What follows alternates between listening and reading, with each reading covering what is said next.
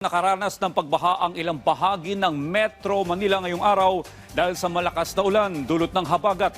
Nagdulot naman ito ng mabigat na trapiko sa ilang lansangan. Yan ang ulat ni Abby Malanday.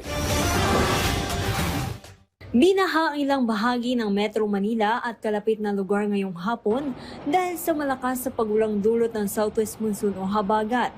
Sa Commonwealth Don Antonio Avenue, umabot na sa gutter deep ang baha dahil sa malakas na pagulan. Ganito rin ang sitwasyon sa Batasan Commonwealth Tunnel kung saan dahan-dahan na sa pagpapatakbo ang mga sasakyan dahil sa baha. Ayon naman sa MMDA, maraming pagbaha ang naitala sa Metro Manila ngayong araw kabilang ang Quezon City. Gayon din sa C5 Ortigas Service Road sa Pasig City at sa Shaw Boulevard Tunnel. Sa Mandaluyong City, Andrews Avenue tramo sa Pasay City at Go Pascual Avenue Barangay Acacia sa Malabon City.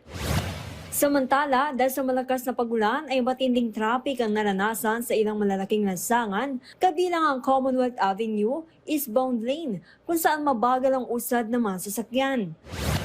Wala namang naging galawan kanina sa Chico patungong Javierville Avenue.